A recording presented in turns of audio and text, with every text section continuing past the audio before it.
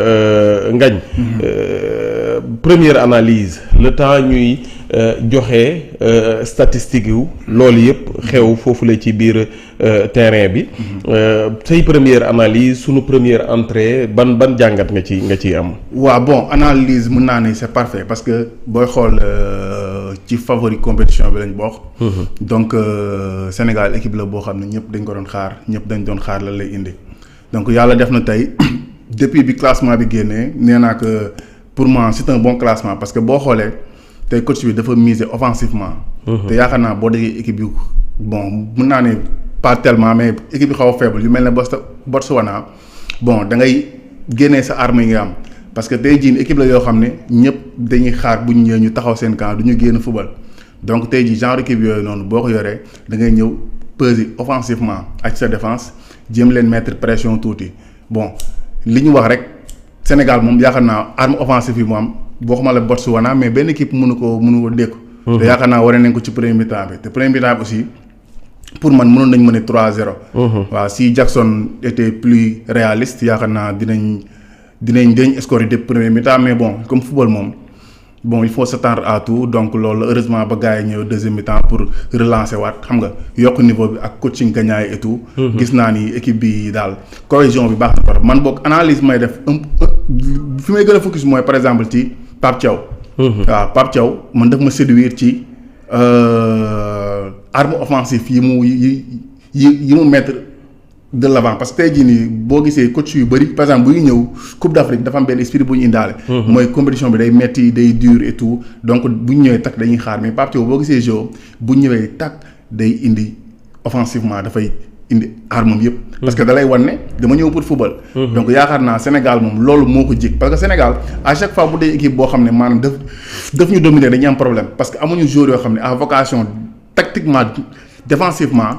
ñu taxaw ñun amuñu joueurs yooyu ñu joueurs yi am mooy joueurs yoo xam ne dañoo am jeu dañuy jouer donc pour man bon sama impression ci premier match bi loolu la ñëw nañ joué nañ match bu baax match bu correct bal bi daw na tout est impec donc voilà on a arrivé di dugal ay buts donc voilà baax na. pour man premier match bi ça va quoi. pour yow premier match bi lépp normal.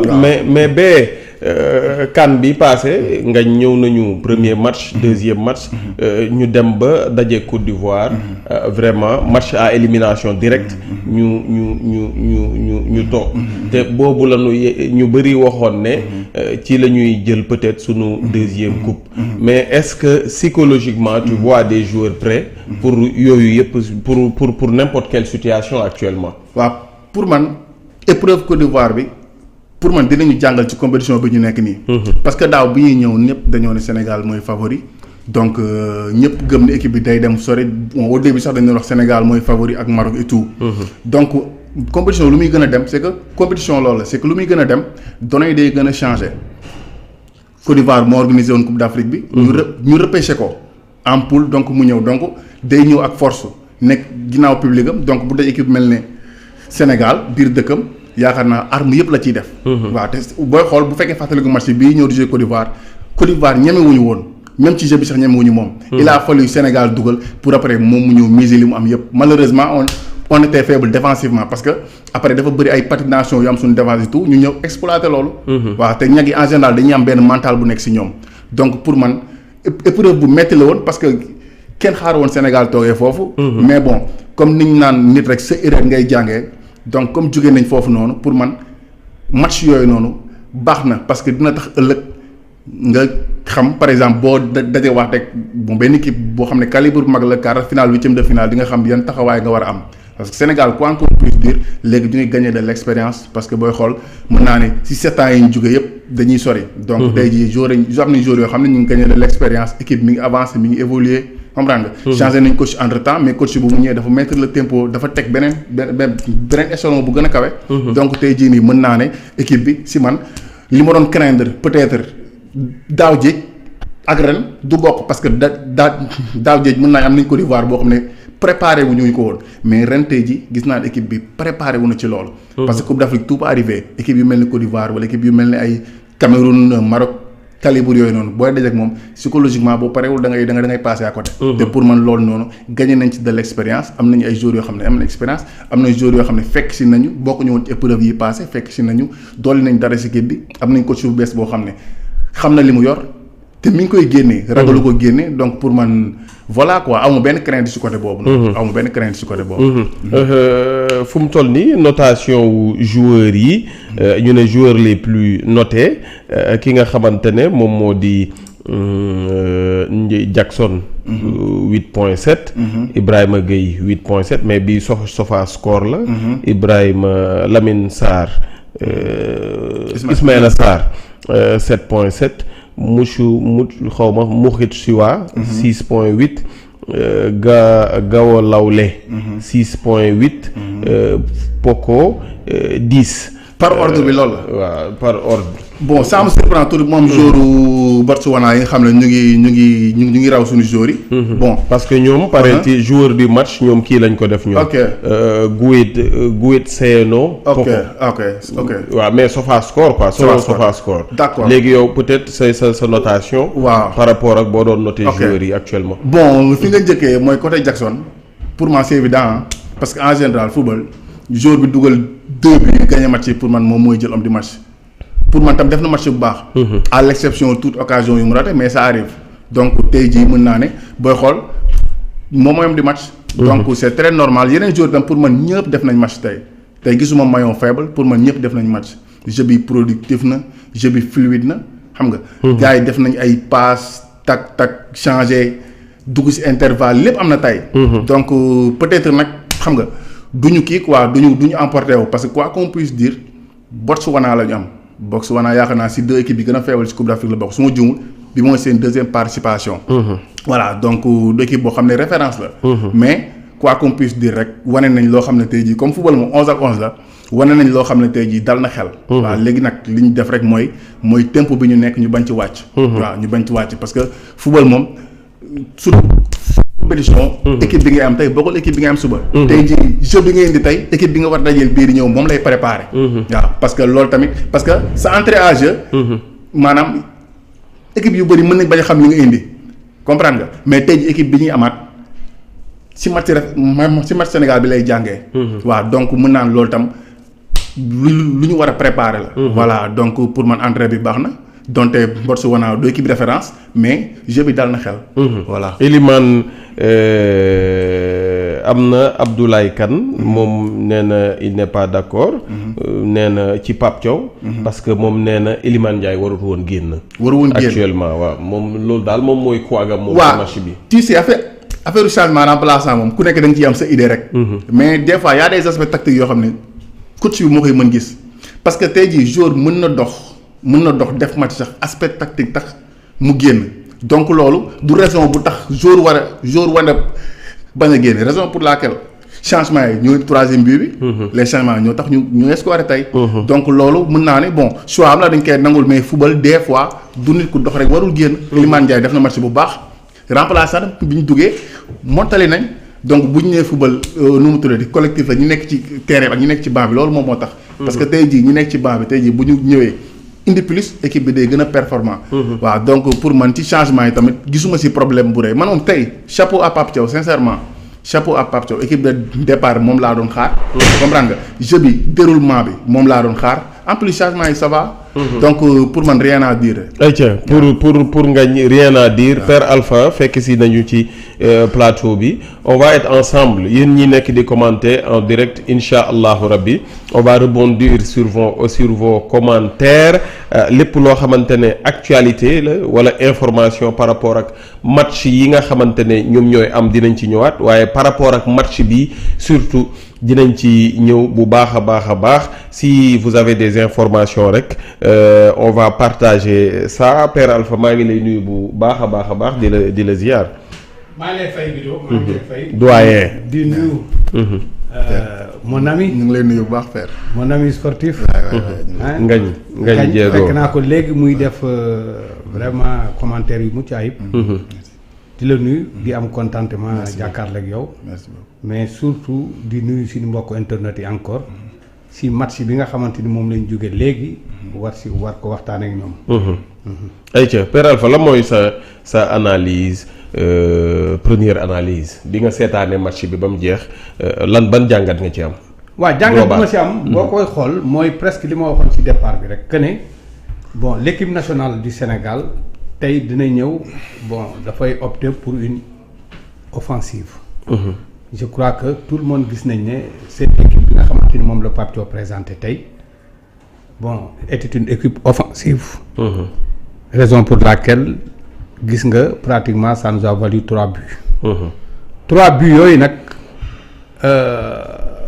esprit d'équipe indi na ko mais ensuite équation tactique bi Pape Thiaw tegoon moo porté ses fruits. Parce que boo ko xoolee dès le début du match l'équipe du Sénégal dafa opté jéem a asphyxier l'équipe adverse bi nga xam ne moom lañ nekkaloon. jël leen dès le départ ci kaw pour éviter peut-être que ñoom en contrepartie seen bloc bas boobu nga xamante ni moom lañ fas yéene woon def. pour le changer de tactique. Je crois que loolu payé na. boo xoolee tey bloc bas bi nga xamante ni moom la équipe Botswana bi préparé woon. parce que dafa jaxasoo parce que on a une équipe boo xam dafay yéeg ci kawam bañ ko may dara fépp foo xamante ni dañ ko bal bi daf fa nekk gis nañ ne équipe du Sénégal daf fa nekkoon ak ñoom. ba tax na tey ñoom seen bloc bas boobu ñu compté woon pour ensuite procéder à des contres. Ça n'a pas payé. Vraiment loolu d'abord mooy li njëkk li nga xamante ni moom laa njëkk a def jàngat ci biir. mais aussi une réussite totale. Il y a une réussite totale du côté des joueurs. J'avais dit ici ne match bi tey matchu Nicolas Jackson la war a nekk. Pourquoi mu war a nekk Nicolas Jackson parce que Nicolas Jackson avait besoin aussi de confirmer mi ngi confirmer il avait besoin encore de confirmer davantage. tey wane na ko 2 buts yu mu dugal wane na tey ne il est parti pour faire une bonne CAN. Il y a aussi les autres joueurs yi nga xamante ni pratiquement ñoom ñëpp sont tous opérationnels ku ci nekk en ce qui te concerne li la war ci équipe bi def nga ko consignes yi Pape Thiaw joxoon gis naa ne payé na te consignes yooyu moo tax tey ba équipe bi nga xamante ni moom lañ yoroon tey moom lañ nekkoon en face presque c'est une équipe inexistante presque boo koy xool. parce que il se retrouvait plus il y a plus de cohésion xamutuñu woon fu ñuy taxaw li leen dese woon rek mooy jéem a sauver dégâts yi mais gis nga après tout quand même avec une forte pression de l'équipe nationale du Sénégal. gis nga ils ont pris 3 buts. Voilà vraiment bravo à cette équipe. si cohésion bi am esprit d'équipe bi. surtout am na si la machine est huilée ñëpp dox nañ. lii xeeñ neex la. waaw pour l'instant lii xeeñ neex na dégg naa nag suma xarit léegi mu ne on avait une équipe très faible il fait partie xam nga wax naa fi ne leen gis nga Coupe d'Afrique il faut que ñu arrêter di wax ne équipe bi dafa faible wala dara toutes les équipes se valent. On a vu l'équipe de Zimbabwe démb nu mu tërëree tête Maroc ba à la dernière minute nu mu tërëree tête Égypte je crois c'est Zimbabwe nu mu tërëree tête Égypte ba à la dernière minute nga gis ñoom ñu soog a mën a dugal seen 2 buts yooyu xam nga pour wan na ne équipe bu ndaw amatul ci Coupe d'Afrique yi équipe bu ndaw amatul parce que compétition la on va vers une compétition bi dafa am durée boobu c'est-à-dire ku ci nekk équipe bu ci nekk day employer day utiliser atome yëpp ne serait-ce que di nga si gis sax équipe boo xamante mën na la bett dem ba quart de finale wala demi-finale te kenn du ko woon xaar donc ba tax na képp koo xamante ni équipe bu mag nga li la war mooy dès le début du championnat rek nga utiliser tes moyens yi nga xamante ni moom nga yor mais en l'utilisant d'une manière boo xamante ni très très technique et très tactique tey loolu la équipe nationale wane. Je crois que sur ce tempo nii ñu démarrer championnat bi nii. je crois noonu la ñuy terminer ba keroog ñuy egg ci finale bi. on peut dire que c'était notre première waaye une première tranquille comme on dit en foot.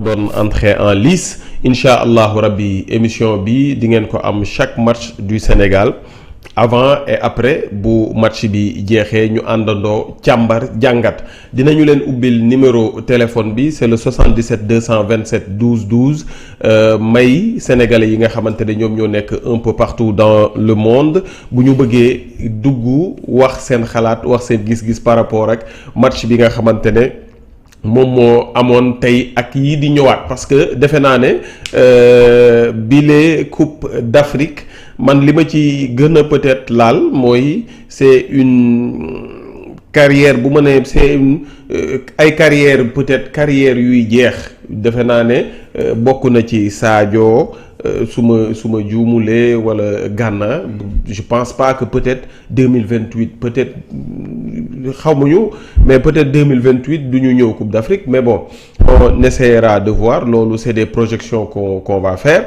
mais si vous venez de nous rejoindre vous êtes en direct sur 313 digital bu leen fàtte abonner aimer activer seen cloche de notification xam ne 313 seen yëfi bopp la CAN bi Botswana door nañu ko 3-0 Nicolas Jackson moom moo doublé Chérif Ndiaye moom moo dugal beneen but bi nga xamante ne moom moo nekk troisième but bi incha allahu rabbi sunu prochain match mu ngi am samedi bii di ñëw foofule ak ñun ñi nga xamante ne ñoom ñooy RDC ñoom la ñu war a dajeel pour le choc du groupe D mais Ngagne.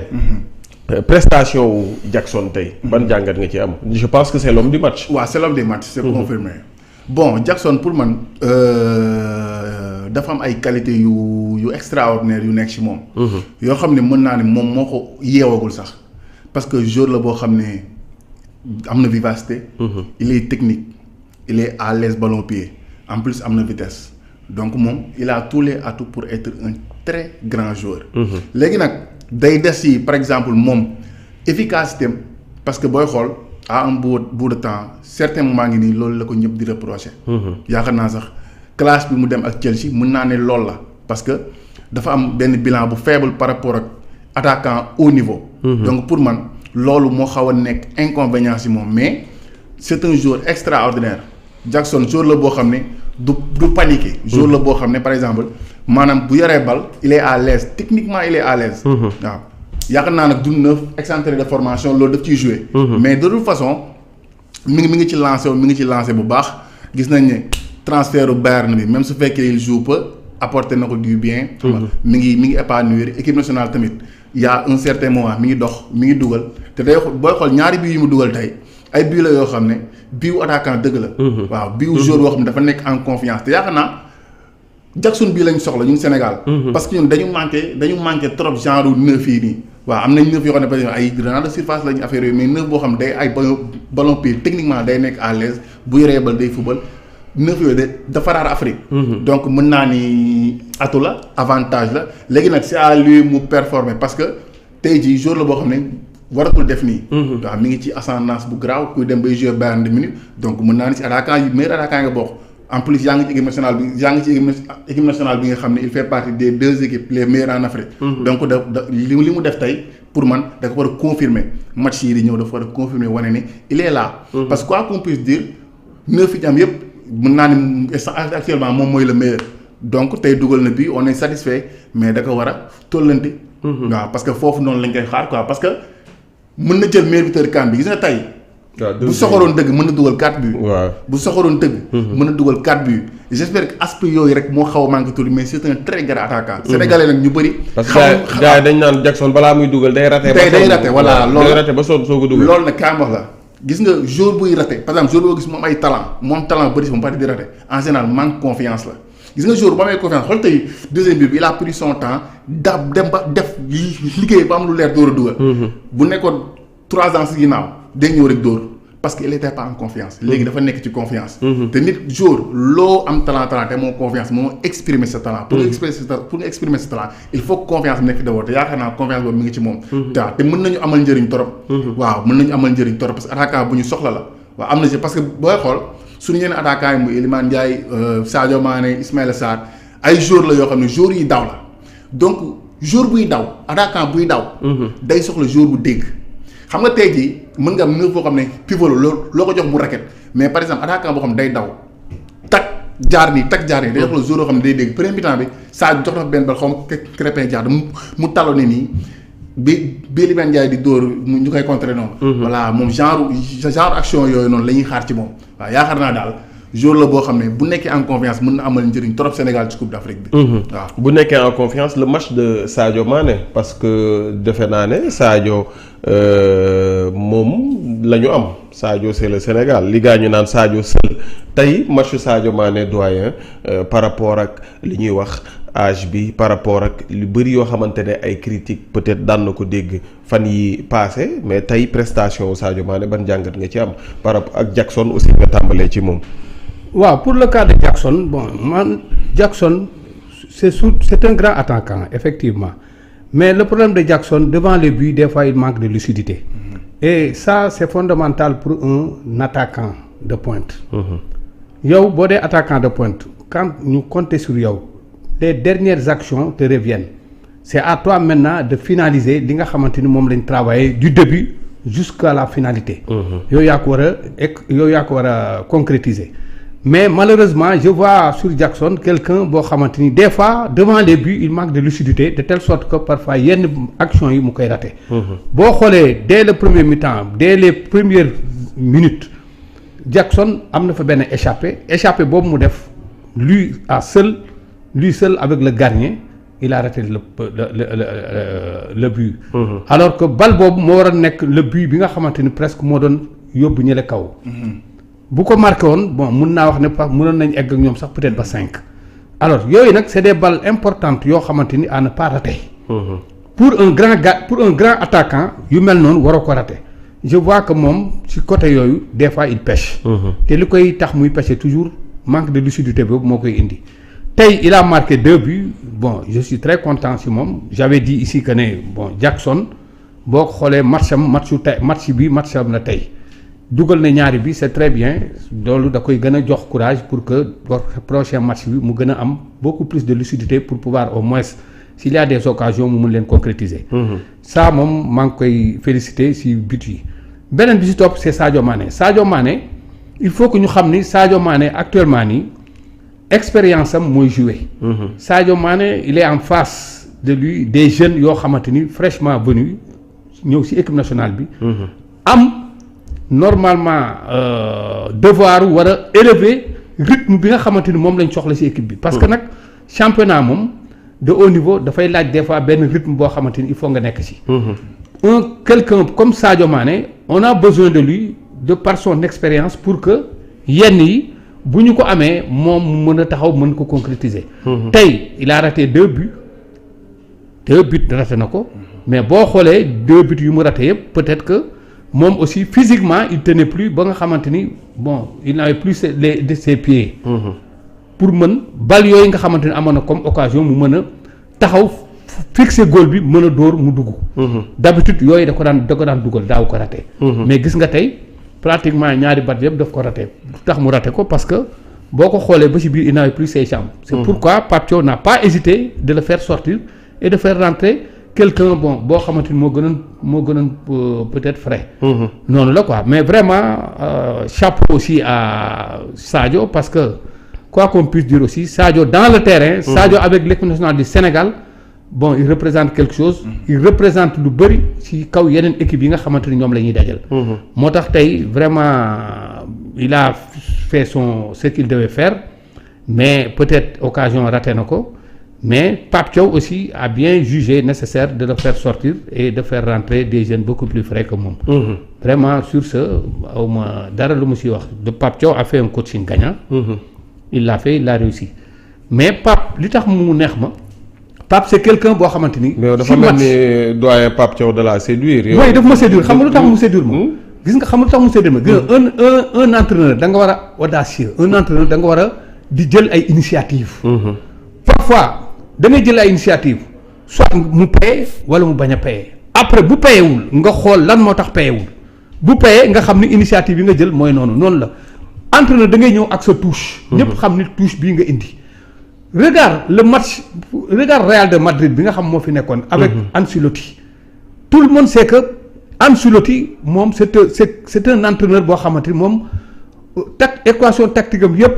ak option yi muy jël yëpp c'est ay kii la offensif. c'est quelqu'un qui est très offensif. c'est moom footballam il opte pour l'offensive avant que d'abord muy prétendre di xaar ay défense ak défensive ak yooyu. Pour mieux se défendre il faut que ngay attaquer. Une équipe a besoin d'une attaque. Il nous faut des attaquants véloces yoo xamante ni ñoo la koy mën a jouer. Et ça Pape Thiaw l'a très bien compris ba tax na boo xoolee équipe am d'abord non seulement il a pris 10 attaquants indi leen ci CAN bi. mais aussi chaque match na nga xool pratiquement Pape Thiaw il te marque des buts. Depuis qu'il est à la tête de cette équipe combien de buts la équipe nationale bi marqué. Combien de buts la équipe nationale bi marqué. Combien de joueurs boo xamante ni Pape Thiaw utiliser na ko pour xool kii fan la fan la baaxee. Tey combien de remplaçants la def. Il n'a pas hésité loolu tax ma ne la un entraîneur dafay nangu di jël ay initiative dafay nangu accepter que ne tel jour certes d'accord c'est quelqu'un boo xamante ni apporter nañu yàgg nañ di apporter toujours bonheur mais tey boo gisee ne fii ñu nekk nii match bi il tient plus mais pourquoi ne pas le sortir. génne ko dégg naa tey am na nag commentaires yi gars yi di wax ne Iliman Ndiaye ne devait pas sortir mais Iliman Ndiaye lu ñu ko demandé woon def na ko. lu ñu ko demandé woon def na ko ñëw na asphyxier équipe bi yóbbu leen presque pratiquement ñoom ñëpp ba nga xamante ni équipe bi ne tenait plus. mais jour yi ak lu mu mënti doon moom jour bu génn du kontaan moom. du kontaan mais il ne tenait plus finalement il ne tenait plus. il fallait quelqu'un d'autre boo xamante ni mooy acheminer ñële. loolu la benn. deuxième bi surtout il faut que des fois ñuy comprendre les entraîneurs quand le match est fait gis nga match bi boo ko xasee ba gagné. dafay am moment boo xam boo ko xasee ba gagné dis-toi que ne y a d'autres matchs yu lay xaar. pour que match yooyu di la xaar tu as besoin de ton équipe tu as besoin de tes éléments. Il faut que nga sauvegarder éléments yi denc leen mooy faral léeg-léeg ñuy génne. surtout distanciation génne yenn joueurs yi pour les récupérer demain. Sinon si tu les laisses. tu risques yaa ngi risque loo xamante ni il peut mën nañ am blessure. suba di nga ko bëgg a utiliser doo ko mën a am. looloo tax des fois les entraîneurs bu ñu gisee ne match bi pratiquement gagné nañ ko bon c'est fini ils préfèrent récupérer seeni joueurs. remplacer la avec d'autres yoo xamante ni ñooy dugg sur le terrain pour prochain match bi bu fekkee dafa opter pour un match technique wala tactique bon y a des joueurs yoo xamante ni ñoo ko war a jouer bu fekkee ñooñu nga xam da nga leen bàyyi ci biir génnewuloo leen si suba si jamais demee ñu gaañu. mën na fausser pratiquement li nga xamante ni moom nga prévoir. parce que yëf yi compétition la. du compétition la aussi compétition la les joueurs il faut toujours de temps en temps ngay changer joueurs yi. di xool aussi quelle est l'équipe bi nga xamante ni moom nga war a teg type pour mën ko jouer. loolu dafay am yéen ñaar ñëpp damay ñëw ci yow. tey match bi lan mooy sa top ak lan mooy sa flop tey. côté joueur. waaw côté joueur. bon pour man côté Sénégal amul flop waaw pour man tey joueurs yëpp dañoo confirmer joueurs yëpp ils ont fait un top match waaw pour man daal tey match bi amul flop. waaw pour man match bi amul flop. bon bu dee du côté de Botswana su dee si opposition peut-être mais côté Sénégal gisuma si flop waaw parce que tey booy xool match bu ñu maîtriser la. waaw tey tactiquement dañu maîtriser match bi. booy xool bi ba ñuy jouer ba 30 minutes. Sénégal même bu dugalul da ngay sentir ne jeu bi dafa posé. fii doguma la mais gis naa fi quelques flop am na benn flop New Sénégal nee na Pape Gueye. trop de perte de ballon am na ku ne waaw. Gana Jackson Niakhaté. pourtant Gana a fait un bon match. ñu ne Sadio a fait une très mauvaise deuxième mi-temps Gana Gueye Iliman Ndiaye Nicolas flop Sadio Mané Ismaïla Sarr kii nee na top Gana Gueye flop Sadio Mané Pape Gueye j'ai pas aimé son match honnêtement am na ku ne Sadio n'a pas flop pas de flop kii moom yéen a d'accord et pour ceux qui disent Sadio vous xawma lan vous êtes des tarés mu ne tous ceux qui diront flop de Mané faut vraiment vous taper on rate 10 000 occasions pour marquer 3 bi am na ñoo xamante ne ñoom nee nañu flop bi waaw c'est ça xam nga en général match bu yombee par exemple jeu bi fluide nga monopolisation balle bi pour nga gis joueur boo xam ne dafa extraordinaire dafay rare. par exemple yow boo yoree monopolisation balle bi teg benn touche une touche balle bi daw génn fii balle bi daw. pour nga gis joueur boo xam ne dafa exceptionnel say bët dafay rare. donc xam naa ñu bëri confusion boobu la ñuy def. parce que tey booy xool jeu bi yàggul balle bi à part Iliman Ndiaye tuuti yàggul ci tànk kenn bal bi tey dañ ko doon élaborer dañ doon jouer foofu moom boo seetaanee match bi. nga xool joueur yëpp pour man même Pape Gueye bi ñuy wax sax je pense 2 pertes de ballon la def. donc booy xool première mi-temps bi moo Gana Gueye match bu baax la ñuy def. waaw premier mi-temps bu baax la ñuy def dañoo jouer booy xool seen combinaison daa fluide seen échange de position yi lépp c'était normal seen passe de transition yi lépp c'était normal. donc pour man. du flop quoi. pour man du flop non pour man du flop. léegi nag après ku nekk am nga am sa jugement. ci kii bi mais tey match bi jeu bi moo fluide rek du match boo xam ne match de contact la match boo xam ne tey jii bëri na ay percutation affaire yooyu noonu match bi la boo xam ne équipe bi dafa ñëw taxaw camp ñu ni ñëw pressé nekk seen dernière tiers di dérouler. waaw donc pour man du woon match boo xam ne tey jii match bu à haute intensité la. voilà loo tax ma gëm ne équipe bi. collectif bi moo gagné tey. donc man du ma ne kii mooy flop wala kële mooy flop. waaw loolu ay ca collectif yow nga nee nga collectif bi moo topp quoi tey. waaw tey bu dee yéen it bu dee am ngeen seen top am ngeen seen flop ci biir match bi mun ngeen ko dugal doyen tey lan mooy sa top yow lan mooy sa flop. waaw non xam nga tey y a 2 mi-temps yoo xam ne dañu wute.